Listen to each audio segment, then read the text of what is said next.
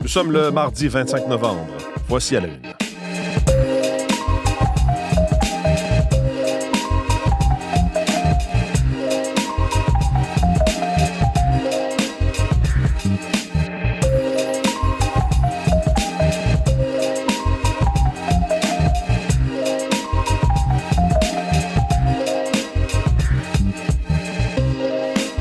Bonjour, bon mardi, c'est Mathieu Bellumeur au microphone. J'espère que vous allez bien. Merci d'être à l'écoute. Merci d'être des nôtres encore ce matin. Une journée qui ne manquera pas d'action, certainement sur le plan politique à Québec, avec le retour des députés à l'Assemblée nationale, évidemment, après ces deux crises qui ont secoué, d'une part, le Parti libéral du Québec et également Québec solidaire, qui a perdu donc son député Vincent Marissal, qui siège maintenant comme indépendant. Donc, bien des députés qui vont être appelés certainement à réagir à ces deux événements de la semaine dernière ou de la fin de semaine dans le cas de Québec solidaire. C'est en plus une journée de mise à jour économique du ministre des Finances, Éric Girard. On verra dans quel état sont les finances publiques du Québec et également son collègue Jean-François Roberge doit déposer un projet de loi pour renforcer, venir donner plus de mordant à la loi sur la laïcité et il y a certains éléments qui sont apparus dans les médias depuis hier en fin de journée et Jean-Philippe Robillard sera avec nous pour nous donner les détails, mais il est entre autres question d'interdiction de la prière dans les lieux publics, en fait dans les rues. Entre autres choses, ça avait fait beaucoup jaser cette histoire-là. Semble maintenant que ce soit dans ce projet de loi du ministre Roberge. Enfin, Jean-Philippe sera avec nous dans les prochaines minutes pour nous donner tous les détails. Pour l'instant, à mes côtés, Véronique Méran. Bonjour Véronique. Bonjour Mathieu. Alors, pensons à nos amis, à nos auditeurs, auditrices qui sont dans le nord de l'Ontario. Il y a pas mal de francophones là-bas qui sont à l'écoute d'ailleurs. On vous salue et on vous annonce qu'il va vous tomber dessus quand même pas mal de neige dans les prochaines heures. Avertissement de tempête en vigueur pour le nord-est de l'Ontario surtout. Donc, secteur de Timmins, Kapuskasing, on pourrait aller chercher un 30-40 cm de neige. L'avertissement descend jusqu'au secteur de Thunder Bay. Donc, d'ici, à partir de ce soir jusqu'à jeudi, on aura une vingtaine de centimètres de neige. Et ce qu'il faut dire, c'est que ce système-là progresse vers le Québec. Généralement, c'est ça, ça arrive de l'ouest puis ça s'en vient vers l'est. Est-ce que c'est ce qui nous attend aussi un peu partout au Québec? Je dirais que non. Okay. La neige perdra ses droits. Pour le sud, le centre du Québec, ce serait essentiellement de la pluie. Mais il pourrait y avoir de la neige, oui, au nord. Je pense à Matagami, un petit peu plus au nord, le corridor entre l'Abitibi en s'en allant vers la Côte-Nord. On parle d'un 20-25 cm possible. Du côté de Val-d'Or, une quinzaine. Au sud de Val-d'Or, 5. Donc, vous voyez que c'est vraiment la trajectoire nord, Matagami, en s'en allant vers la Côte-Nord. Là, il pourrait y avoir une bordée de neige. Plus on descend vers le sud, moins les quantités sont importantes et secteur chaud pour le centre et le sud du Québec, ce qui fait que ça va tomber en pluie, ce système-là. Une bonne quantité de pluie ou? 5 à 7 mm, donc c'est quand même pas énorme. Et les températures avec ça seront autour de 5 à 7 degrés. Alors, donc, une fonte probable, mais quoique, quand on l'a tassé puis on a fait un petit monticule, le monticule ne fondra pas complètement. Non, c'est ça. Mais quand vous allez voir la carte des accumulations de neige, il se peut que vous voyez passer des textes en disant « Le couvert de neige a fondu à Montréal ». Oui, c'est ça. Oui. Maintenant, cette pluie-là, donc, ne nous annonce certainement pas du soleil à venir. Et non, vous l'avez compris. Donc, allons-y pour la journée d'aujourd'hui d'abord. Hier, on l'a vu sous forme de percée. Aujourd'hui, ce sera encore assez timide s'il y a des éclaircies. Ce matin, même, il y a une probabilité d'averse de l'ordre de 30-40 le Montréal, l'Estrie, Laurentides, la Naudière, secteur de Québec, l'Outaouais. Quelques gouttelettes ou encore bruines verglaçantes possibles vers les Laurentides, la Naudière. Très faible. Ensuite, on passe la journée sous le couvert nuageux, 5 à 7 degrés. Il n'y a pas vraiment d'inquiétude avec les vents aujourd'hui. La nuit prochaine, les températures demeureront entre 0 et 3 degrés. La pluie devrait commencer en fin de nuit. Donc, aux alentours de minuit pour Montréal, les précipitations commenceront et demain, ce sera un cas de pluie intermittente, 5 à 7 degrés avec... comme je mentionnais, peut-être 6-7 mm de précipitations. C'est ce qu'on attend. Il y aura une finale en neige avec ce système-là jeudi, mais vraiment très, très peu, peut-être 1 centimètre ou 2 jeudi, avec des vents plus présents et des températures qui seront de retour près de zéro. Alors, du côté de l'Abitibi, un mélange de petites pluies, de bruines aujourd'hui. On aura un peu de neige à compter de ce soir, mélange de précipitations demain. On maintient le mercure autour de 3. Faible neige intermittente qui cesse également vers le Saguenay, le Lac-Saint-Jean. Ce sera plutôt nuageux par la suite. Ça deviendra nuageux avec éclaircies vers le Bas-Saint-Laurent, la Gaspésie, la Côte-Nord aujourd'hui, 4-5 degrés comme maximum. On aura une assez belle journée demain avant l'arrivée des précipitations un peu plus tard mercredi. On a parlé du nord de l'Ontario, donc avertissement de tempête pour le nord-est ontarien. Plus au sud, secteur de Sudbury, centre, ça va être de la pluie, 4 degrés. Vers Toronto, Windsor, on a quelques averses qui devraient s'estomper graduellement, 8 à 11 degrés. Plutôt nuageux à Ottawa, les averses commenceront ce soir, le maximum quand même 9 aujourd'hui. Et dans l'ouest, on a de la pluie. Ça se poursuit à Vancouver avec 4 degrés. Beau temps, Edmonton, Calgary, moins 3, moins 4, ce sont les maximums anticipés. C'est du temps plus froid. Et vers Regina, Winnipeg, plutôt nuageux. Il y aura possiblement éclaircie aujourd'hui. On maintient le mercure sous zéro aussi, moins 2 à moins 3 degrés. Température maximale aujourd'hui. Merci beaucoup, Véronique. Bonne journée. Bonne journée au sport. Olivier Pellerin est avec nous maintenant. Bonjour, Olivier. Bonjour. Le nouvel attaquant du tricolore, Alexandre Texier, qui a donné ses premiers coups de patin en attendant sa première affectation. Quel rôle va-t-il jouer? La réponse de Martin Saint-Louis a été assez simple. Je ne sais pas. Okay. Il l'a martelé 2 ou 3 fois. Il dit qu'il devra justement parler avec le joueur, parler aussi avec son personnel et voir les besoins que pourra combler peut-être Alexandre Texier. Sinon, de cette profondeur qu'il offre aux Canadiens de Montréal, c'est un joueur qui a de l'expérience dans la Ligue nationale avec 240 matchs joués avec entre autres Columbus et les Blues à Saint-Louis. D'ailleurs, lorsqu'on a questionné Alexandre Texier sur son passé comme joueur dans la Ligue nationale pour tenter de comprendre en fait ce qui n'a pas fonctionné, il a voulu regarder vers l'avant, n'a pas voulu nécessairement s'éterniser là, sur les points d'achoppement là, au cours des dernières années. Lui, il est très excité d'être à Montréal et de pouvoir justement s'amener avec une nouvelle équipe, une équipe qu'il connaissait très bien et d'ailleurs qu'il avait au sommet de sa liste d'équipes d'intérêt s'il avait à se trouver un nouveau job dans la Ligue nationale de hockey. Donc, on peut écouter Alexandre Texier. Je me sens bien physiquement, mentalement. Je suis plus excité que je ne l'ai jamais été à être ici. Donc, j'ai hâte de jouer. Je pense que ça va être cool, l'énergie que je vais avoir et rester positif, peu importe ce qui se passe. Je pense que j'ai beaucoup appris de ça, d'être positif et de m'améliorer sur la glace en dehors aussi. Donc, écoute, je vais juste être moi-même, pas me prendre la tête, jouer mon hockey avec ce qu'on va me donner, puis surtout prendre du plaisir parce que c'est comme ça que je pense que je joue mon meilleur hockey. Vous voyez, donc c'est assez simple, demeurer dans le moment présent. Ce qu'il disait aussi, je trouve intéressant, on a beaucoup parlé dans le passé des joueurs qui seraient un peu freinés ou rebutés par la candidature montréalaise en disant que c'est un marché difficile, compliqué, qui peut faire peur aux vedettes et aux joueurs de la Ligue nationale de hockey. Alexandre Texier, lui, a dit qu'il est très heureux d'arriver à Montréal parce qu'entre autres, il pourra parler français. Le fait français, pour lui, c'est important. Va se sentir un peu comme à la maison, un certain confort qui va venir aussi avec cette possibilité de pouvoir parler français dans le vestiaire avec les médias, mais aussi avec les partisans qui vont suivre l'équipe. Et donc, lui-même ne sait pas trop à quel moment il va débuter son aventure avec le Canadien de Montréal. Ce sera tout un voyage qui débutera mercredi, donc demain, contre le Mammouth de l'Utah. Hier, d'ailleurs, Logan Cooley qui a marqué 4 buts dans une victoire de 5-1 face aux Golden Knights de Vegas. Ils les attendent de pied ferme, les Mammouths du côté de l'Utah. Donc, ce sera à voir. Puis, il y a aussi Adam Engstrom qui a été rappelé du Rocket de Laval. Ça, c'est pour venir en aide à la brigade défensive. Peut-être une perte de confiance dans certains éléments où il y a peut-être certains éléments qu'on veut reposer parce qu'ils ont été davantage exposés. Donc, ce sera à voir au cours de ce voyage dans l'Ouest qui risque d'être fort intéressant.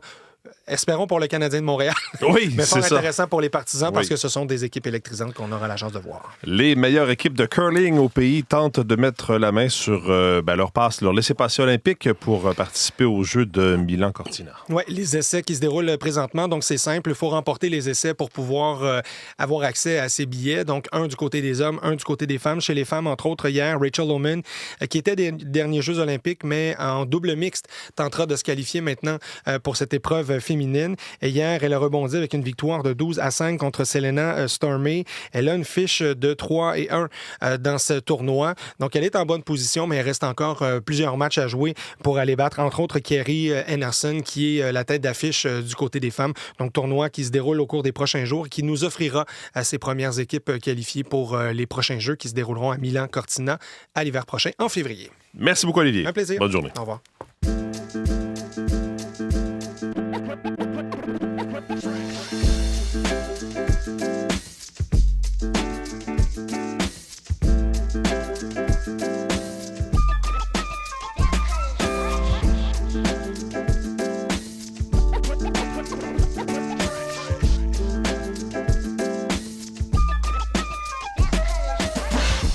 À la une des différents quotidiens de ce matin, en commençant par la Presse Plus, je dois fuir le bonheur. C'est une citation en une de Josiane Poirier.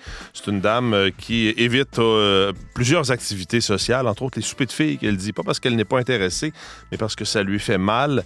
Elle est en attente de la pose de prothèse qui devrait soulager ses maux. Une intervention pour laquelle elle attend depuis 2 ans, donc opération à la mâchoire. Et on comprend dans le texte d'Ariane Lacourcière de la Presse de ce matin que depuis son adolescence, elle a des maux de tête, entre autres, mal à la mâchoire parce qu'elle serrait beaucoup les dents en dormant.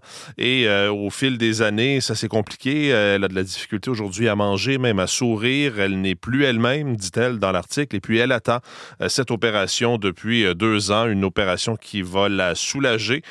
Mais on comprend que c'est pas simple d'avoir accès à cette opération-là à l'hôpital Maisonneuve-Rosemont. Il n'y a que 2 chirurgiens qui pratiquent ce genre d'opération.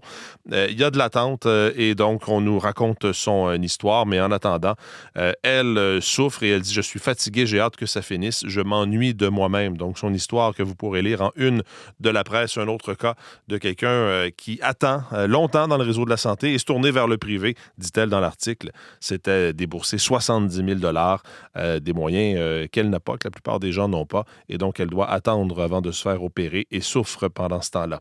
Dans la presse Affaires, c'est le chroniqueur Francis Veil qui donne des nouvelles de ces discussions en cours entre le gouvernement du Québec et la Fédération des médecins omnipraticiens du Québec. On en parle un peu moins, mais vous savez qu'il y a eu une tentative de rapprochement avec la ministre responsable du Conseil du Trésor, la présidente du Conseil du Trésor, France-Hélène Duranceau. Donc, Francis Veil écrit « Qu'est-ce qui pourrait convenir aux 2 camps pour reprendre les négociations, parce qu'on ne parle pas de négociations, dit-il en ce moment, mais de discussion. Qu'est-ce que Québec est prêt à céder? Qu'est-ce qui ultimement est acceptable pour la Fédération des médecins omnipraticiens, le syndicat donc des médecins? Pour l'instant, pas question de négocier, mais ce sont des discussions assez positives, selon ce qu'entend Francis Veil, empreinte d'optimisme prudent. Sa chronique est à lire en une de la presse Affaires de ce matin. Voilà pour la presse. Et parlant de la loi 2, justement, dont il est question dans la presse, il en est aussi question dans le Devoir. Ils vont mourir d'une overdose, ils vont rechuter. Ce sont des médecins spécialisés en dépendance qui sont inquiètes parce que ce sont 2 femmes médecins pour leurs patients. La loi 2 est dangereuse pour les plus vulnérables, disent les 2 médecins en question. Entre autres, il y a la médecin spécialiste en dépendance à la clinique La Licorne au centre-ville de Montréal, la docteure Marie-Ève Morin, qui dit que c'est une loi dangereuse pour les plus vulnérables. Entre autres, la loi 2 change la méthode de rémunération des médecins, évidemment, pour les encourager à voir plus de patients, mais les 2 femmes médecins interrogées par le Devoir songent à revoir leur plan de carrière parce que ce qu'elles disent, c'est que dans leur situation de pratique, elles peuvent voir 2 patients à l'heure. Or, à ce rythme-là, ça ne devient plus possible de couvrir les frais, par exemple, de fonctionnement de la clinique où elles pratiquent, à lire en une du Devoir de ce matin. Le Journal de Montréal revient sur le référendum de 1995. La vérité, 30 ans plus tard, titre le Journal de Montréal. Et on peut lire dans l'article que dans l'année précédente, référendum sur la souveraineté du Québec en 1995, Jean Chrétien, alors premier ministre du Canada, a donné l'instruction à son ministre de l'Immigration d'accélérer le traitement de demandes de citoyenneté afin de permettre au plus grand nombre possible de nouveaux arrivants de voter. C'est le ministre fédéral de l'époque, Sergio Marquis, qui a confirmé cette information en entrevue avec le Journal de Montréal. Il se souvient donc dans le journal, et on relate cette histoire-là, que Jean Chrétien lui avait dit, et je le cite, « Écoute, je sais que nous avons toujours des arriérés de demandes de citoyenneté, mais faites ton mieux pour les faire avancer parce que le référendum approche et les gens veulent voter. Est-ce que ça fait une différence? Oui, dit-il. Est-ce que c'était en faveur du Canada? Oui. Dans quelle mesure ça? Il n'est pas capable de le dire, mais vous pourrez lire cet article avec cette entrevue dans le Journal de Montréal de ce matin. Et puis je termine avec le Globe and Mail qui revient en analyse sur ce plan de paix proposé par les Américains pour en arriver donc à la fin de la guerre en Ukraine.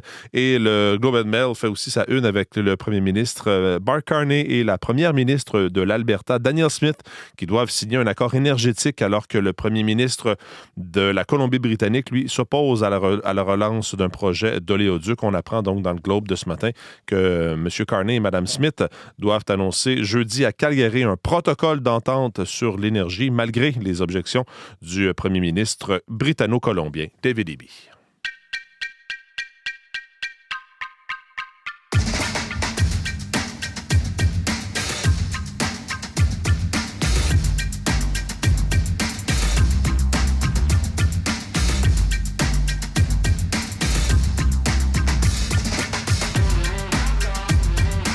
Jean-Philippe Robillard est maintenant en studio avec nous. Bonjour Jean-Philippe. Bonjour Mathieu. Alors, je le disais au début de l'émission, il y a grosse journée à Québec à la mise à jour économique. Il y aura évidemment une rentrée parlementaire qui s'annonce assez mouvementée. Pour les libéraux et les solidaires également. Oui, ça va être toute une rentrée pour eux. Hein? Et il y a le gouvernement qui va déposer aussi un nouveau projet de loi pour donc donner plus de mordant à cette loi sur la laïcité. Des mesures qui avaient déjà été annoncées par Québec. On avait certains éléments d'information, mais on en sait un peu plus ce matin sur ce que va contenir ce nouveau projet de loi du ministre Roberge. Oui, effectivement. On savait déjà, Mathieu, que le gouvernement voulait interdire les prières de rue et le port de signes religieux pour le personnel dans les centres de la petite enfance, de même que dans les garderies subventionnées. Mais là, ce qu'on a appris, vous l'avez dit, c'est que le gouvernement Legault va aller un peu plus loin. Il va serrer la vis. Il va interdire également les locaux de prière dans les cégeps et les universités. Il va aussi interdire les signes religieux qui couvrent le visage. On peut penser à la burqa, au niqab, dans les cégeps et les universités, tant pour le personnel, Mathieu, que pour les étudiants et les étudiantes. Alors donc, il faudra avoir le visage découvert tout au long de son parcours scolaire. Et le gouvernement veut aussi, dans ce projet de loi, s'assurer qu'il n'y ait plus de publicité avec des signes religieux. Oui, comme on a déjà vu, peut-être vous vous en souvenez, à l'hôtel de Ville de Montréal, dans une bibliothèque aussi de la métropole où on voyait une jeune fille avec le visage voilé. Donc, le nouveau projet de loi qui prévoit aussi l'interdiction de mettre en valeur un signe religieux dans les communications institutionnelles, que ce soit dans les publicités ou encore dans les affiches. Tout comme le projet de loi, Mathieu, prévoit que les établissements publics ne pourront plus offrir de menus, de services alimentaires exclusivement fondés sur des croyances religieuses, comme de la nourriture halal ou encore de la nourriture cachère. Il semble que dans certains CPE du Québec, on pouvait retrouver ce genre de menu-là. Alors, pour le gouvernement Legault, ce sont des mesures, Mathieu, qui visent à favoriser le vivre ensemble. Les caquistes, donc, qui veulent faire de l'identité, de la laïcité une priorité d'ici aux prochaines élections, qui seront dans moins d'un an. Et je vous rappelle que le mois dernier, le gouvernement Legault a fait voter son projet de loi, le projet de loi 94, qui était destiné justement à renforcer la laïcité. Mais là, c'était dans le réseau scolaire du Québec.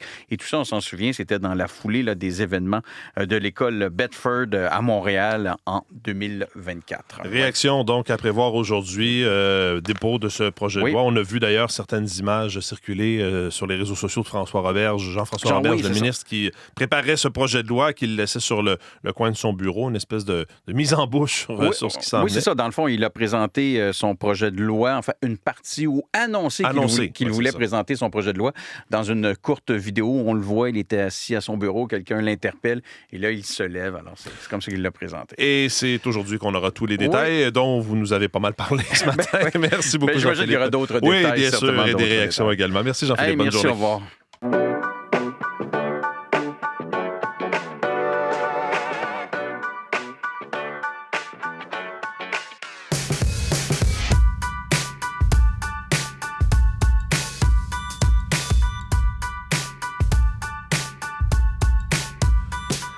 C'est Samy Rebaïne qui est avec nous ce matin aux actualités culturelles. Bonjour Samy. Bonjour Mathieu. D'abord, bilan du Salon du Livre. C'était la 48e édition, Salon du Livre de Montréal, j'entends, qui s'est tenu. Et puis, finalement, ça semble avoir été un bon événement. Je lisais qu'on se rapproche des bilans avant la pandémie, qui ressemble à ça. C'est exact. Le chiffre le plus frappant, c'est celui de l'achalandage. Le Salon du Livre qui se déroulait au Palais des Congrès a attiré un total impressionnant de 106 000 personnes entre mercredi et dimanche.